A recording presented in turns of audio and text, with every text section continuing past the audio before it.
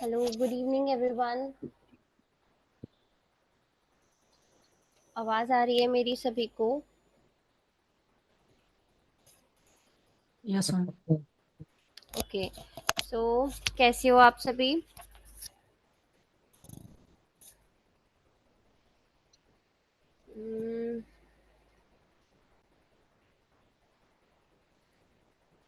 Assignment submit कर दिए हैं आप लोगों ने?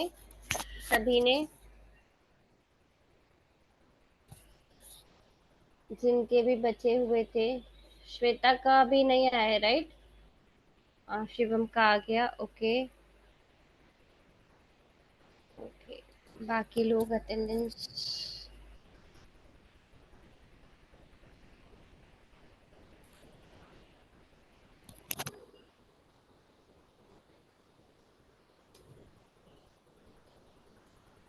ओके। श्वेता ने भी सबमिट कर दिया है। ठीक है। तो ठीक है, मैं आप लोगों के असाइनमेंट चेक करती हूँ। अभी मैंने चेक नहीं किए हैं। सो अभी तक हमने जो भी पढ़ा है, on page, of page, technical SEO भी चल रहा है। इससे पहले वर्डप्रेस किया था, वेबसाइट डिजाइनिंग किया था। किसी भी टॉपिक में कोई इशू, किसी को भी कोई ऐसा टॉपिक है जो समझ में नहीं आया है, या कोई क्वेरी हो किसी में? गूगल प्रोफाइल क्रिएशन, वापस बताना है। Google profile creation, Rahul.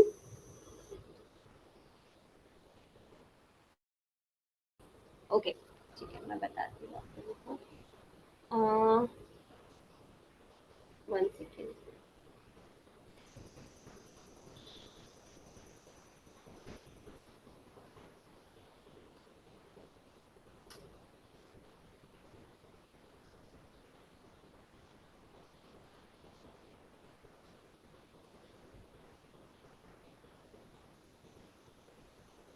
मैं स्क्रीन शेयर करती हूँ अपना।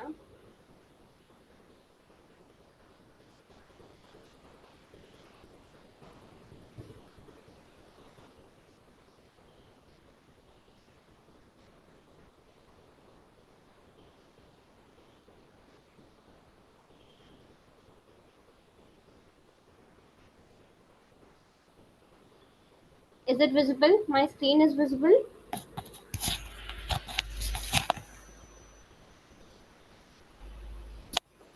Can you see my screen? Yes. Okay. Okay. Okay. So this is the Google Business Profile.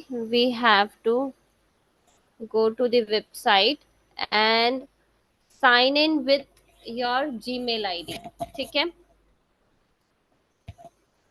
Sign in, and I already have a business listing with this email ID, so I can use another one.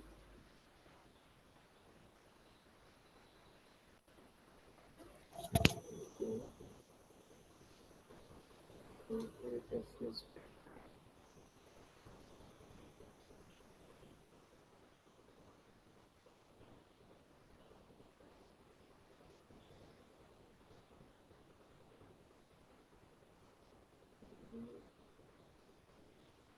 1 second.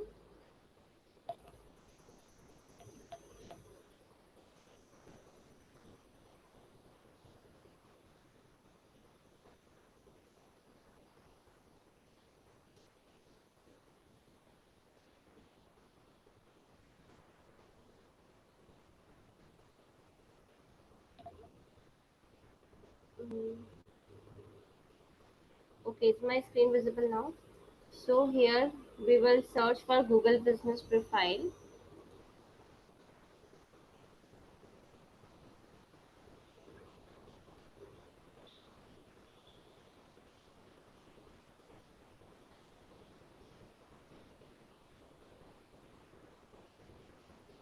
ठीक है, sign in.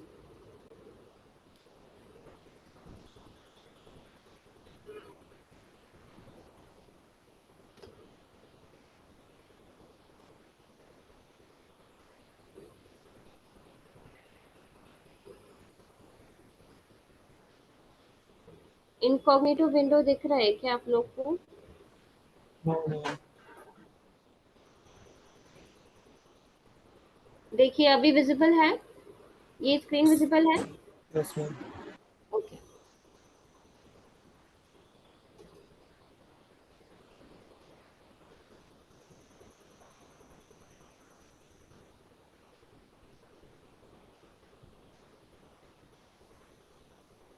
1 second. हाँ,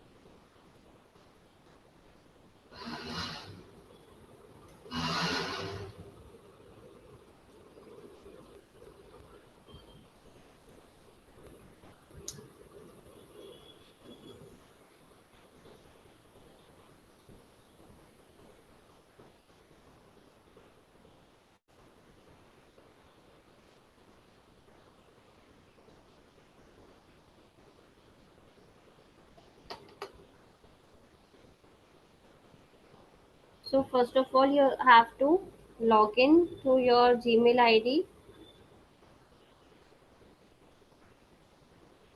उसके बाद it will ask you your business details, ठीक है? For some reason ये 1 second।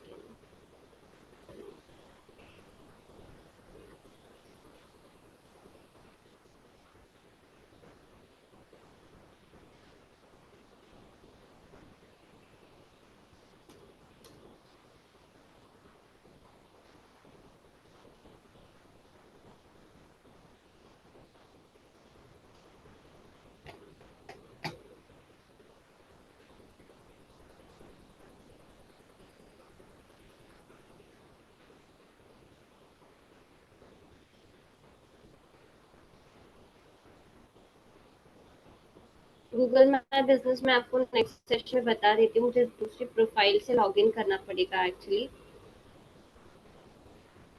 ये for some reason हो नहीं रहा है फिलहाल कनेक्ट।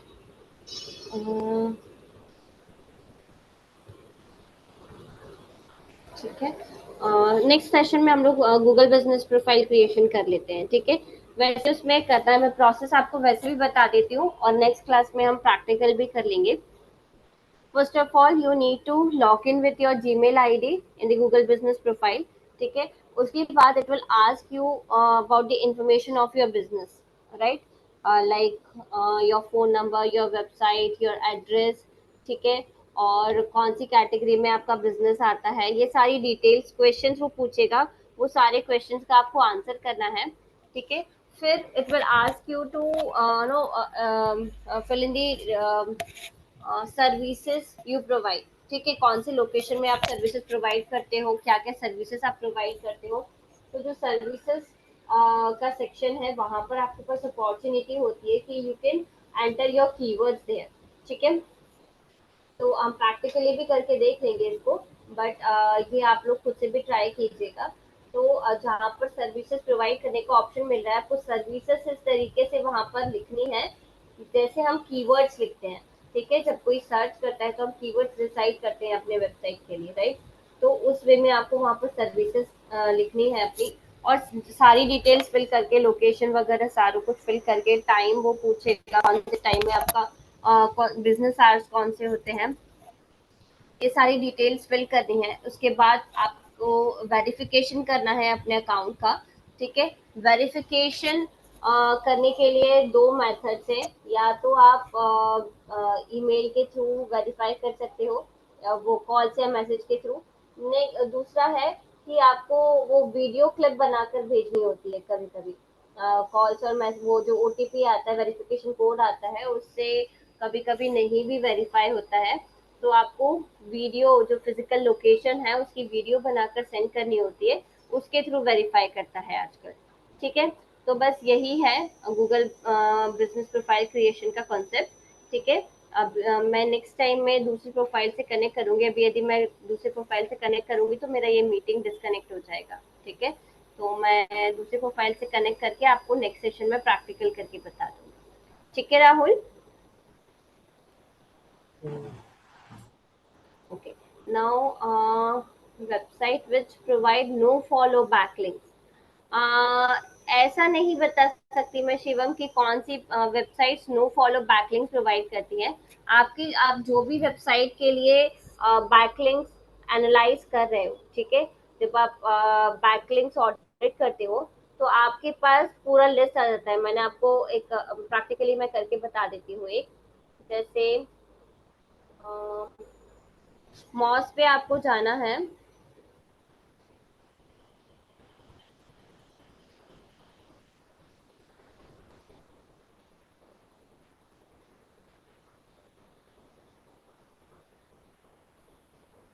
आपकी कोई वेबसाइट है शिवम?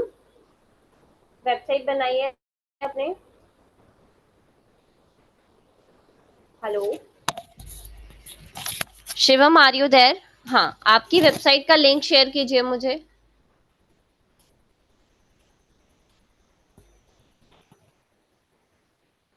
मैं उसी का एग्जाम्पल लेके आपको बता देती हूँ। या फिर कोई कॉम्पिटिटर वेबसाइट देख लेते हैं हम लोग। स्क्रीन विजिबल है मेरी?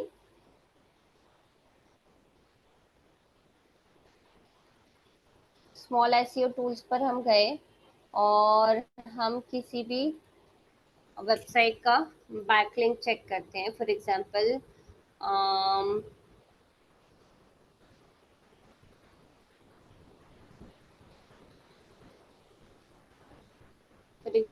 This is the website.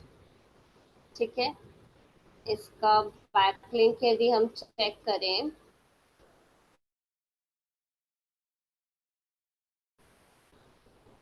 यहाँ पर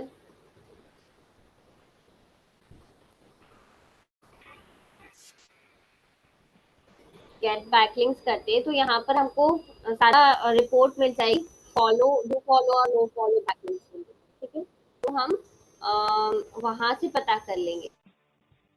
ठीक है, ऐसे प्रोवाइड करेगा, डू फॉलो बैकलिंक प्रोवाइड। ठीक है,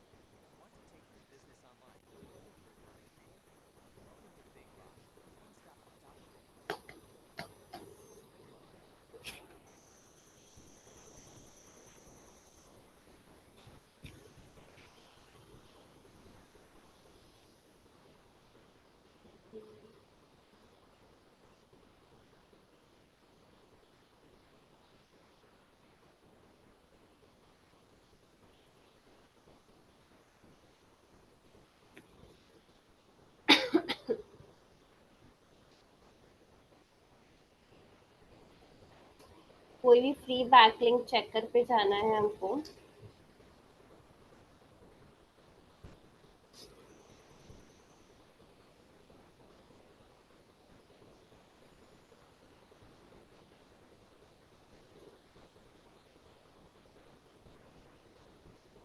यहाँ पर ये पूरा डेटा नहीं बता रहा है, स्मॉल एसईओ टूल्स में बताता है, बट ये लोड नहीं हो रही है वेबसाइट।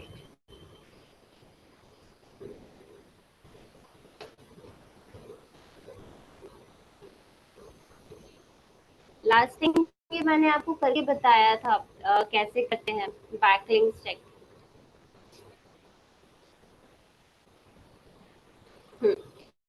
ये देखिए यहाँ पर ये कितनी डू फॉलो है, कितनी नो फॉलो है।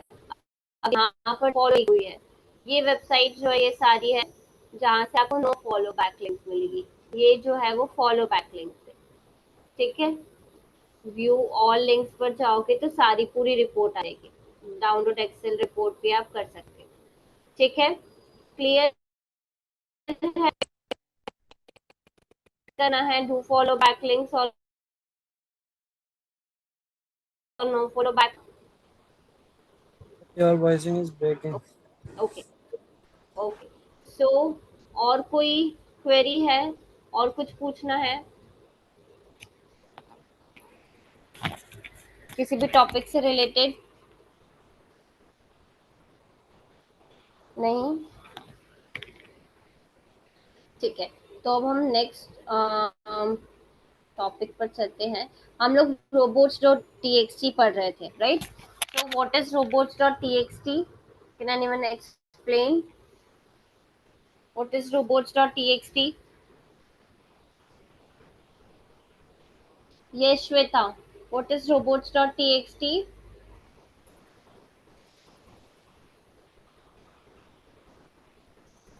Anyone? Rahul? robots.txt क्या है? ये तो पढ़ा हुआ है हम लोगों ने, लास्ट सेशन में ही किया है। यस हाँ जी बताइए। हाँ जी शिवम मैम, बताइए। लोबो टेक्स्ट फाइल जो हम्म है वो स्पेशल कमांड को फॉलो करता है मैम। सर्च इंजन हम्म क्रॉलर हमारी वेबसाइट पर आते हैं तो उसको वो इंडेक्स करने में नो इंडेक्स मतलब जो इसमें नो दिस अलाउ है वो पेज क्रॉल नहीं होगा, और जिसे हम्म। अलाउ वो पेज क्रॉल होगा। जैसे कि सर्च इंजन के पास सबके अलग अलग डिफरेंट सर्च इंजन के डिफरेंट डिफरेंट बोट्स होते हैं। जैसे गूगल गूगल बोट होते हैं, बिंग का बिंग बोट होता है मैम। Correct correct. ये स्पेशल कमांड पर वर्क करता है ma'am. Very good very good. Yes. तो robots.txt फाइल जो है बेसिकली क्या करती है, यहाँ पर हम अपडेट करते हैं कि हमें अपने वेबसाइट में कौन से यूआरएल ऐसे हैं जिनको हमको क्रॉल करवाना है, और कौन से यूआरएल ऐसे जिनको हमें क्रॉल नहीं करवाना है, राइट? क्रॉल नहीं करवाने का क्या रीजन हो सकता है, या ऐसे कौन से पेजेस होंगे जिन्हें हमें क्रॉल नहीं करवाना है? कोई आइडिया? 404 ओके। 404 पेज हो सकते हैं हाँ मैम। जी हाँ जी। और जो पेज अवेलेबल नहीं होते वो हो सकते हैं, ब्लॉकलिंग में पेज जो होते हैं वो निकल आ सकते हैं मैम, इस टाइप ठीक है, का। इसके अलावा? इसके और जिस अलावा? पेज पर इसके ऊपर मैम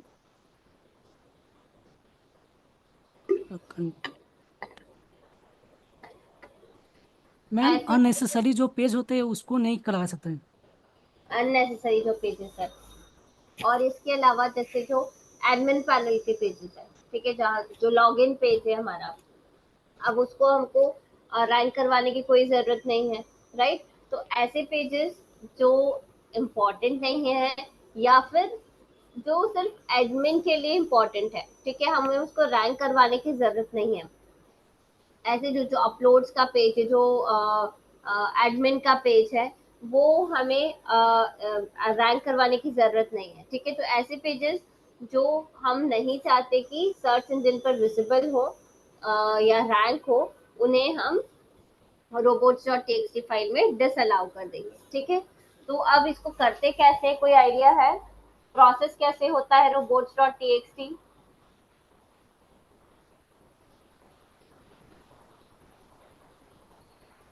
कैसे कैसे प्रोसेस कर सकते हैं? How to process robots.txt? How will be update the file? हमारे हाँ जी। मैम हमारे वेबसाइट में रूट डायरेक्टरी प्रेजेंट होता है मैम। हम्म। या तो हम सी पैनल के द्वारा डायरेक्टरी अपडेट कर सकते हैं लोगो टेक्स्ट फाइल को प्लगइन इंस्टॉल करके मैम। कौन सा प्लगइन इंस्टॉल करेंगे?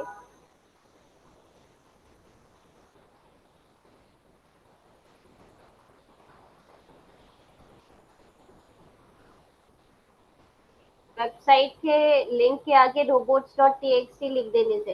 श्वेता, अब वेबसाइट के नाम के आगे robots.txt फाइल लिखने से हमको robots.txt फाइल दिख जाएगी, ठीक है। लेकिन यदि उसको एडिट करना है या अपडेट करना है तो हमको उसके लिए एक प्लगइन इंस्टॉल करना पड़ेगा, ठीक है।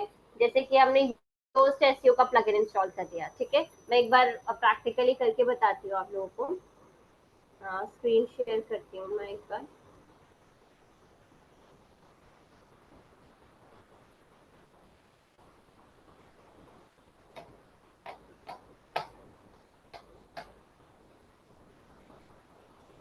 स्क्रीन विजिबल है मेरी? Yes ma'am. ओके। तो यहाँ पर मैंने अपनी वेबसाइट पर ये योस्ट एसईओ का प्लगइन इंस्टॉल करके रखा है, ठीक है। कोई भी एसईओ का प्लगइन यदि आपने इंस्टॉल करके रखा है उसमें ये फीचर होता है। तो योस्ट एसईओ में हमको टूल सेक्शन पे जाना है, ओके। टूल सेक्शन में जाने के बाद ये फाइल एडिटर का ऑप्शन है हमारे पास, ठीक है। This tool allows you to quickly change important files for your SEO like your robots.txt, and if you have one you have .htaccess file, ठीक है। तो हम ये फाइल एडिटर पे हमको क्लिक करना है, ये हमको अलाउ करेगी to edit the robots.txt file on our website, right? So this is the robots.txt file and we can update this from here, and you have to click on save changes, that's it, ठीक है।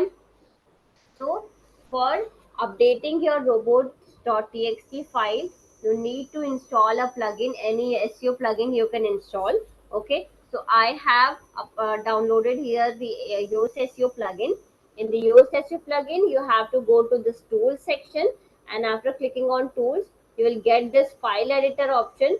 And after clicking on file editor, you will get this robots.txt. Update your robots.txt file here, disallow the URLs that you don't want to rank and allow the files that you want to rank, and save changes, that's it, ठीक है। Clear है सभी को how to update the yes ma'am. robots.txt file, right?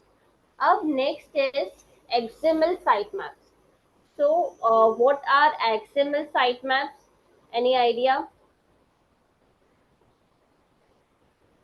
Any idea about XML sitemaps? What are XML sitemaps?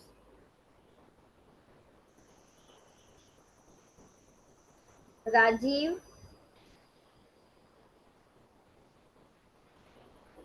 Okay. Rajiv, आपको कोई idea है XML site maps क्या होते हैं? No ma'am. नो। अच्छा, anyone else? Shubham? Shubham, any idea of XML sitemaps? No ma'am. No. Okay. So basically, XML sitemaps are it is also a file that contains all the URLs of the content that we have uploaded on our website. ठीक है, whether it is text based content, images, video, anything, ठीक है। जो भी हमने अपने website पर upload किया है उस उन सब का एक URL जनरेट हो जाता है। फॉर एग्जाम्पल, यदि मैं एक वेबसाइट ओपन करती हूँ दूसरे टैब में और इसमें से कोई एक पोस्ट यहाँ से हम देखते हैं, फॉर एग्जांपल ये है, इसको open image in new tab करते हैं। अब आप देखोगे कि इस इमेज का भी एक लिंक है, राइट? तो ऐसे ही मतलब इमेज हो, चाहे वीडियो हो, चाहे टेक्स्ट कंटेंट हो, हर किसी का एक यूआरएल होता है वेबसाइट पर। ठीक है, तो हमें क्या करना है एक्सएमएल साइट मैप में, we will update all the URLs of our website, all the important URLs of our website, ठीक है, जिनको हमको रैंक करवाना है आगे। ठीक है, वो URLs हम एक्सएमएल साइट मैप में अपडेट करते हैं। ठीक है, कैसे अपडेट करते हैं, XML site map auto generate हो जाता है। ठीक है, उसके लिए भी प्लगइन्स होते हैं। सो ये एक्सएमएल साइट मैप हमको सबमिट करना होता है गूगल सर्च कंसोल में। ठीक है, कैसे करते हैं वो मैं बताती हूँ आपको। एक्सएमएल साइट मैप के लिए अगेन योस्ट एसईओ का प्लगइन है हमारे पास, इसकी सेटिंग्स में चलते हैं। In the settings of Yoast SEO just scroll down and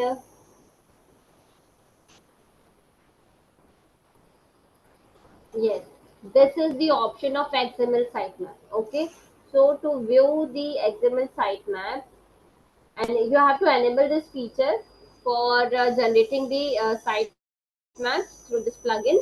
And to view it, just click on View XML sitemap, and this is the sitemap for my website.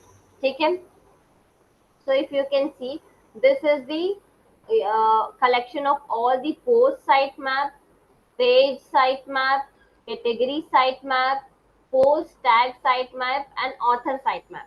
ठीक है, so we have all these URLs as a sitemap, and we have to submit this XML sitemap into our Google Search Console. कैसे submit करते हैं, कहाँ submit करते हैं, Google search console में site map पता है सभी को?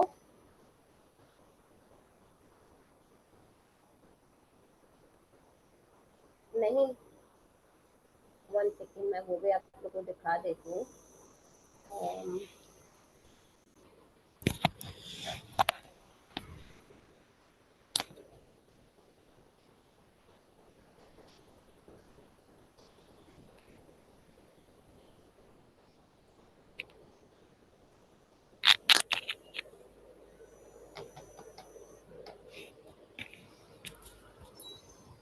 गूगल सर्च कंसोल क्या होता है, किस लिए यूज होता है Google search console?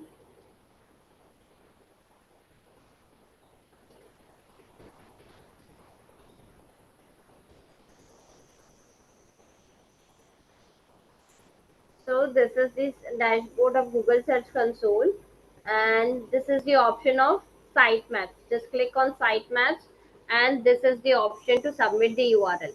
So you have to paste the URL, sorry, XML sitemap का जो URL जनरेट हुआ था, that we will paste here.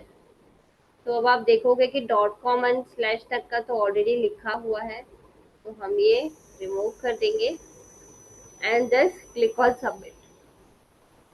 ठीक है, जैसे ही आप सबमिट कर दोगे, ये मैसेज आपके पास आ जाएगा कि ये डेट को आपका जो साइट मैप है वो सबमिट हो चुका है।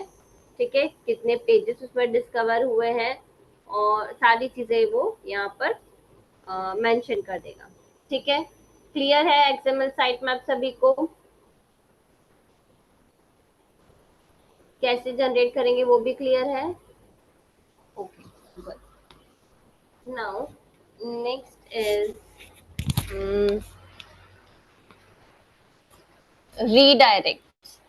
redirect chains. So what are redirect chains?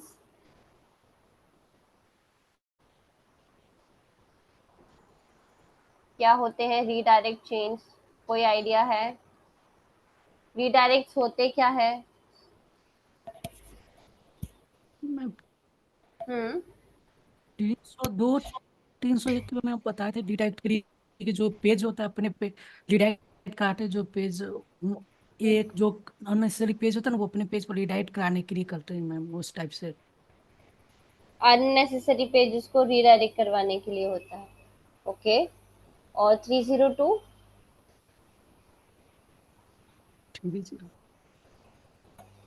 Temporary होता है मैम। टेम्पररी होता है। यस, टेम्पररी तो होता है, करेक्ट, बट अननेसेसरी पेज को नहीं करते हैं हम।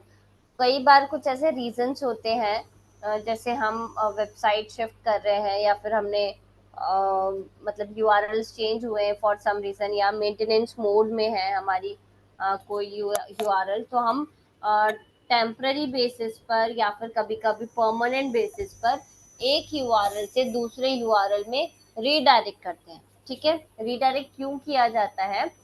ताकि जो ट्रैफिक, जो विजिटर्स हमारे वेबसाइट पर आ रहे थे, उन्हें वो वापस ना जाए। यदि एरर्स आ रहे हैं हमारे वेबसाइट पर किसी भी रीजन से, एक्स वाई जेड रीजन से, तो ये नहीं हो कि उस एरर की वजह से यूजर एक्सपीरियंस खराब हो हमारे विजिटर्स का। ठीक है, तो इसके लिए हम क्या करेंगे कि जो भी विजिटर्स हमारे वेबसाइट पर विजिट कर रहे हैं और उनके एरर दिख रहा है, उसकी जगह पर हम किसी न्यू यूआरएल पर शिफ्ट कर देंगे, कभी कभी टेम्पररी बेसिस पर, कभी कभी परमानेंट बेसिस पर। ठीक है, तो ये जो प्रोसेस होती है इसको कहते हैं रीडायरेक्ट चेंज। ठीक है, तो क्या होता है एग्जैक्टली, मैं डेफिनेशन भी बोलती हूँ, आप लिख सकते हो यदि लिखना चाहते हो तो।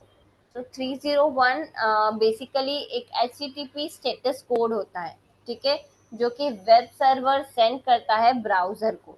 ठीक है, और 301 जो है वो परमानेंट रीडायरेक्ट शो करता है, मतलब कि एक यूआरएल जो है वो दूसरे यूआरएल में परमानेंटली चेंज हो गया। फॉर एग्जांपल, हमने कोई वेबसाइट नई बना ली, ठीक है, पुरानी वेबसाइट हमने पूरी तरीके से किसी भी रीजन से वैनिश हो गई है या फिर हमने उसको डिलीट कर दिया, जो भी रीजन हुआ। ठीक है, तो पर ट्रैफिक हमारा अच्छा था, वहां पर ट्रैफिक तो आ रहा था, राइट? तो हम क्या करेंगे, जो पुराना यूआरएल था उससे उसको रीडायरेक्ट कर देंगे नए यूआरएल पर। ठीक है, और तो जो विजिटर्स हमारे पुराने यूआरएल पर विजिट कर रहे थे, वो डायरेक्टली हमारे न्यू यूआरएल पर आ जाएंगे, रीडायरेक्ट हो जाएंगे। ठीक है, so this is known as 301 redirect। ठीक है, 301 is an HTTP status code sent by a web browser to a browser. Okay, and it signals a permanent redirect from one URL to another, right? Meaning all users that request an old URL will be automatically sent to a new URL. Okay, and a 301 redirect passes all ranking power from the old URL to a new URL and is most commonly used when a page has been permanently moved or removed from a website। मतलब कि जब हम एक URL से दूसरे URL को redirect करते हैं, तो जो भी पावर ओल्ड यूआरएल की थी वो पूरी as it is new URL को शिफ्ट हो जाती है। मतलब उसकी जो पेज अथॉरिटी रही होगी ओल्ड यूआरएल की, या फिर जो पेज रैंकिंग रही होगी, वो पूरी की पूरी एज इट इज शिफ्ट हो जाती है न्यू यूआरएल को। ठीक है, क्लियर हो रहा है? 301 रीडायरेक्ट क्लियर हुआ?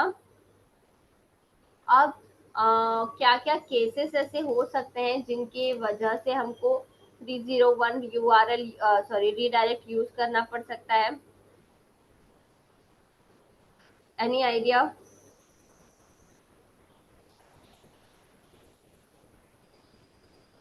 जब आप कोई पेज पर आप काम करते होंगे मैम ना, वेबसाइट पर, तब उस समय मैम कर सकते हैं। एक केस तो ये होगा। और कोई कंटेंट न्यू अपडेट कर रहे हैं तो उस समय पर मैम होगा। पेज पर अपडेट करें तो उस तरह से कोई मेरे यूजर जैसे आए तो वो विजिटर आए तो वेबसाइट पर विजिट करे तो वो उस पर ही डायरेक्ट हो जाए।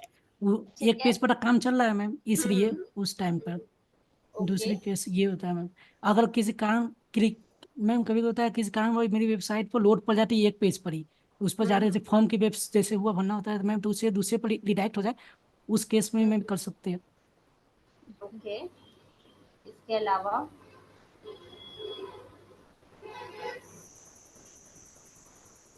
इसके अलावा और कुछ? तो बिल्कुल सही कहा शिवम। क्या क्या केसेस हो सकते हैं? First of all, changing the URL. ठीक है, हो सकता है हमारा जो ओरिजिनल यूआरएल है it was poorly optimised, okay, और you are reorganising the folder structure of your website URL. ठीक है, तो हम इस केस में क्या करते हैं, एक एक जगह से दूसरी जगह पर हमारा कंटेंट जो है वो शिफ्ट करते हैं। ठीक है, कॉपी पेस्ट करते हैं। तो अब ऐसे फिजिकली तो हमने कर दिया, बट विजिटर जब आएगा तब उसको कैसे पता चलेगा कि हमको कौन से यूआरएल पर जाना है? ठीक है, तो वो टाइप तो ओल्ड यूआरएल ही करेगा, बट हम क्या करेंगे, हम रीडायरेक्ट कर देंगे विजिटर्स को ओल्ड यूआरएल से न्यू यूआरएल पर। ठीक है, तो उसका यूजर एक्सपीरियंस जो है वो भी नेगेटिव नहीं होगा और हमारा भी काम हो जाएगा। ठीक है, तो फर्स्ट तो हो गया चेंजिंग यूआरएल। ठीक है, second is recreating a piece of content. ठीक है, जब हम किसी कंटेंट को रिक्रिएट कर रहे हैं, ठीक है, दोबारा से लिख रहे हैं या कुछ तो अपडेट कर रहे हैं उसमें, या कुछ भी काम कर रहे हैं किसी पेज पर या किसी कंटेंट पर, और हम नहीं चाहते कि उस टाइम पर कोई विजिटर उसको देखे। ठीक है, हम चाहते हैं कि विजिटर तभी हमारी वेबसाइट को देखे या हमारे पेज को देखे जब वो कंप्लीट हो जाए। ठीक है, तो इस केस में हम क्या करेंगे, ये रीडायरेक्ट कर देंगे। ठीक है, ओल्ड यूआरएल से न्यू यूआरएल पर टेम्पररी बेसिस पे हम उसको यूआरएल को रीडायरेक्ट कर देंगे।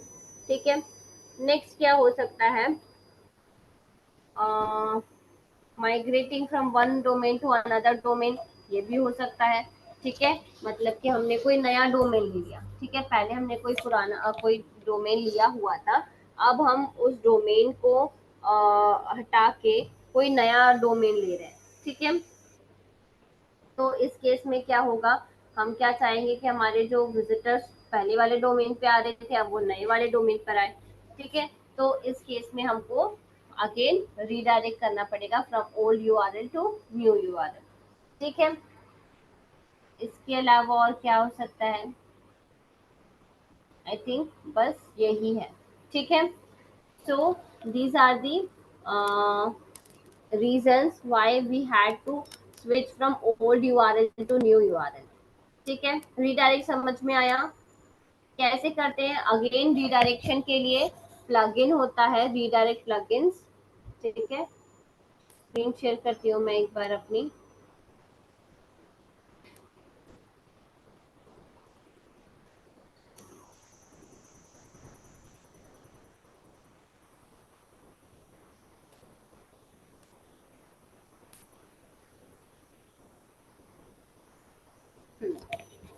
तो यहाँ पे प्लगइन्स में जाना है हमको, प्लगइन्स में जाके add new plugin and search for redirect plugins, redirect.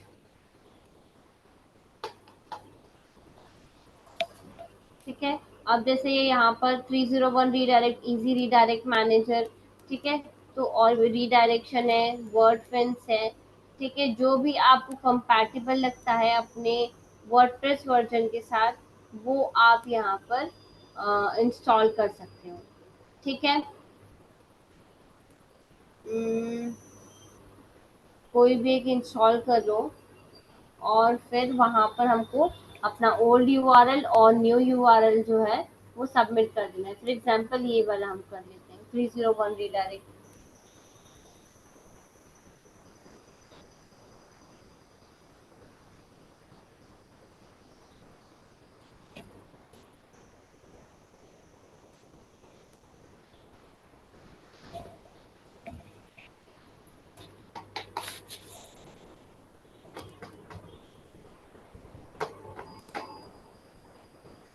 ऐसे ही 302 रीडायरेक्ट जो है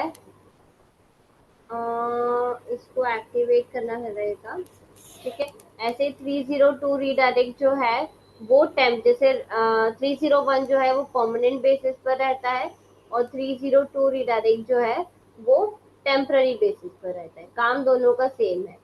ठीक है, तो हमने इसको इंस्टॉल एंड एक्टिवेट कर लिया है रीडायरेक्ट प्लगइन को, और अब इसकी सेटिंग्स में चलते हैं, मैनेज रीडायरेक्ट। ठीक है, so you have to mention the old URL here and new URL here, right? This is known as redirection. This is the process of redirection. You have to change it, sorry, you have to update this and click on save, that's it। ठीक है, सिर्फ URL हमको submit करने हैं यहाँ पर और फिर हमको सेव कर देना है चेंज। ठीक है, तो इस तरीके से जो रीडायरेक्ट है वो हो जाएंगे from one URL to another URL. ठीक है, टेम्पररी बेसिस पे तो सॉरी परमानेंट बेसिस पे करना है 301 रीडायरेक्ट यूज करना पड़ेगा, टेम्पररी बेसिस पे करना है तो 302 रीडायरेक्ट करना पड़ेगा। ठीक है, क्लियर है सभी को रीडायरेक्ट? कोई कंफ्यूजन?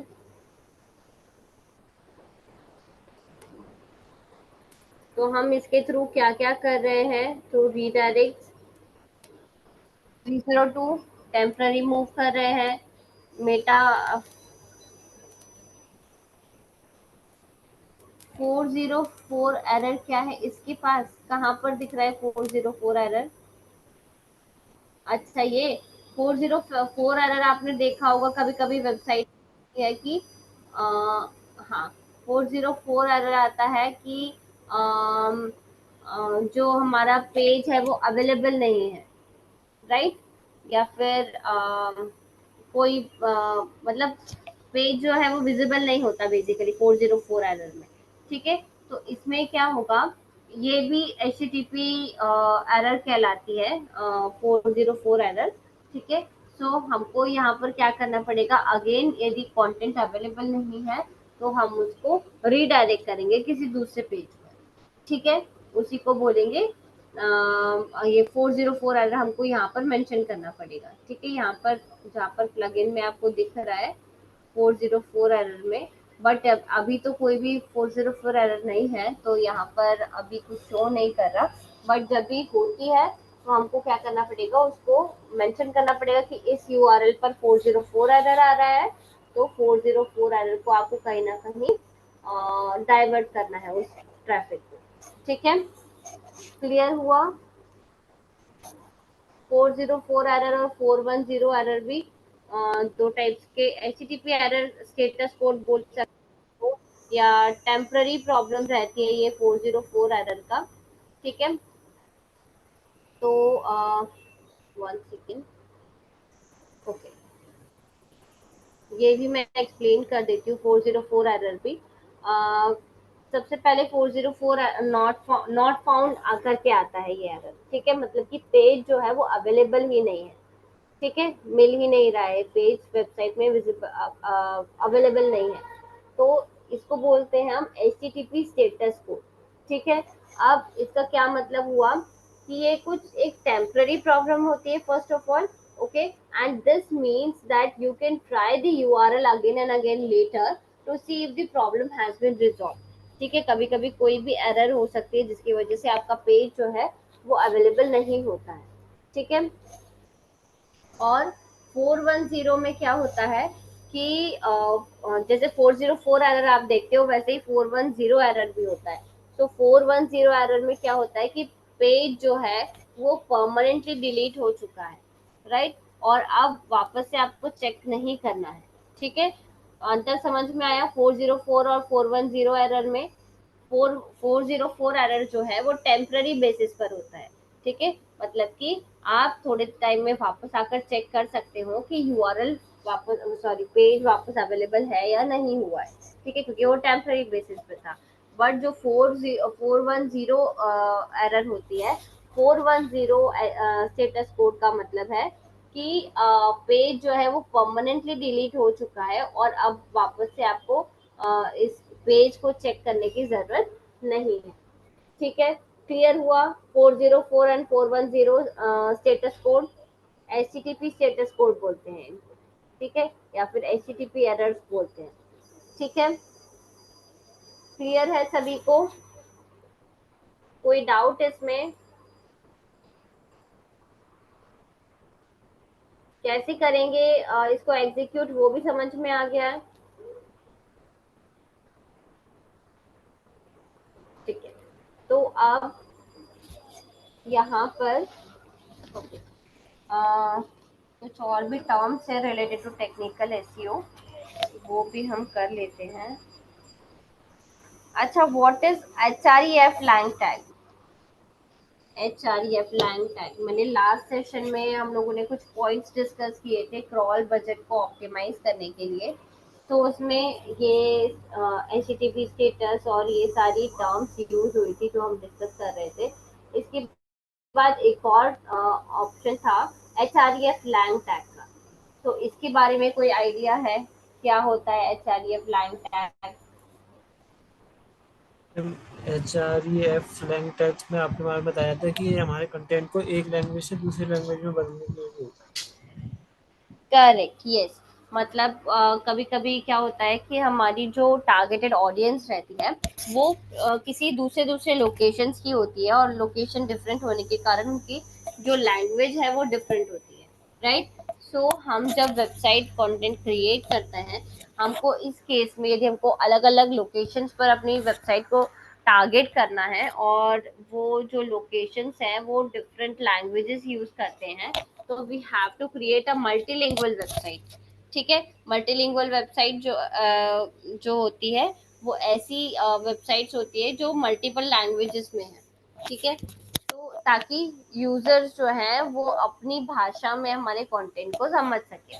ठीक है, तो अभी ये जो कंटेंट है एक ओरिजिनल कंटेंट होगा, ठीक है, बाकी सारी लैंग्वेजेस में वो क्या होगा, सिर्फ कन्वर्ट होगा। तो ये जो कन्वर्जन हम करते हैं, ठीक है, जो जो प्लगइन यूज करते हैं, जो कोड यूज करते हैं, प्लगइन नहीं बोलूंगी मैं यहाँ पर, कोड बोल सकते हैं हम। तो जो कोड हम यूज करते हैं for changing the language from one language to another language, this plugin sorry this code is known as href lang tag। ये HTML का एक टैग होता है, href lang tag, जिसके थ्रू एक भाषा जो है दूसरी भाषा में चेंज हो जाती है। ठीक है, क्लियर हुआ HREF लैंग टैग क्या होता है? क्लियर है सभी को? ये भी प्रैक्टिकली हम नेक्स्ट सेशन में कर लेंगे। और इसके अलावा अब हम नेक्स्ट सेशन में और क्या रहा है, हम गूगल एड्स स्टार्ट करने वाले हैं। ठीक है, बिकॉज ये सारी चीज़ें हमारी कवर हो चुकी है SEO से रिलेटेड। लिंक बिल्डिंग भी हम लोगों ने कर लिया है, राइट? ठीक है, एक नेगेटिव एसईओ और बच गया था। नेगेटिव एसईओ कर लिया है हम लोगों ने, सुना है नेगेटिव एसईओ के बारे में? What is negative SEO? Anyone? नहीं? ठीक है, तो नेक्स्ट सेशन में हम लोग क्या क्या करने वाले हैं, एक तो नेगेटिव एसईओ, ठीक है, गूगल बिजनेस प्रोफाइल क्रिएशन का प्रैक्टिकल, और फिर उसके बाद हम स्टार्ट करेंगे HRF लैंग टैग का भी प्रैक्टिकल करेंगे, और फिर उसके बाद हम गूगल एड स्टार्ट करेंगे। ठीक है, क्लियर है सभी को? कुछ पूछना है? सेशन हम वाइंड अप कर रहे हैं आज का। कुछ पूछना है, कोई क्वेरी है आप लोगों को?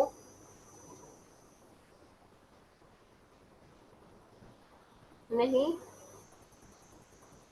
Okay then let's wind up this session for today. ठीक है, और ये जो सारे हमारे टॉपिक्स बचे हुए हैं ये हम नेक्स्ट सेशन में कंटिन्यू करेंगे। ठीक है, ओके, थैंक यू। यस।